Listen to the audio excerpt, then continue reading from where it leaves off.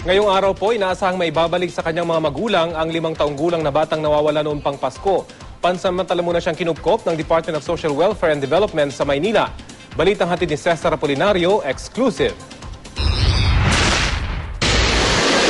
Mag-aapat na buwan ang nawawala ang 5 taong gulang na si Junjun Sikan. Ayon sa tiyahin ng biktima, kasama ni Junjun ang lola ng mamasyal sa isang mall sa Sucat, Parañaque noong Pasko. Nitong isang linggo matapos ipalabas ng ilang beses ang pagkawala ni Junjun, isang tawag mula sa DSW Manila Reception Action Center o RAC ang natanggap ng GMA News.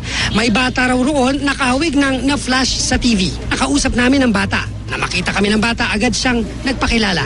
Ano pangalan mo, Iho? Asa mo na? Asa mo? Junjun daw eh. Junjun nga siya. Junjun ang name mo. Ano apelido mo? Oh, ikaw nga.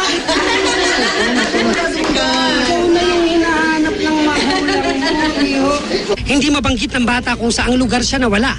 Ang alam lang daw niya ay ang pangalan ng mall. Sa mismong harap ng OIC ng DSW Manila RAC, ipinagkumpara namin ang litrato ng nawawalang si Junjun at ang bata na nagpakilalang si Junjun Sikan. Isa pa. Dikit mo ulit, tapos patingin mo na. Tingin ka rito. Ay. Yung mata para ma-okay. Tingin ka dito sa susi.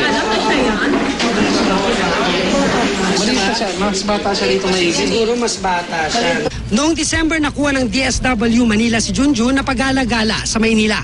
Kaya kinupkup muna nila ang bata. Kwento ng mga opisyal ng RAC, may isang concerned citizen na madalas dumalaw sa RAC ang nag-tip sa kanila tungkol sa batang nawawala na napanood sa news program ng GMA News. Ang turnover sa amin noong March 23, na-interview namin siya, hindi alam ng bata. Alam niya ang pangalan niya, alam niya ang apelyido niya, pero hindi niya masabi kung saan siya nakatira. Ang sabi lang niya sa amin, naiwanan siya ng lola niya sa SM. Tinawagan na ng pamunuan ng RAC ang kaanak na naghahanap kay Junjun. Pero bago ibigay ang bata, kailangan nilang magpakita ng kaukulang dokumento gaya ng litrato at birth certificate. Kasi kung minsan may magpupunta rito, hindi biological parents eh. I-claim nila na sila yung guardian, sila yung nag-aalaga.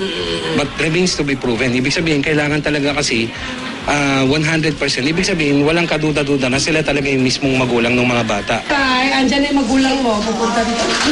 Okay ba? Pakikita mo na magulang mo. Masaya ka? Cesar Apolinario, GMA News.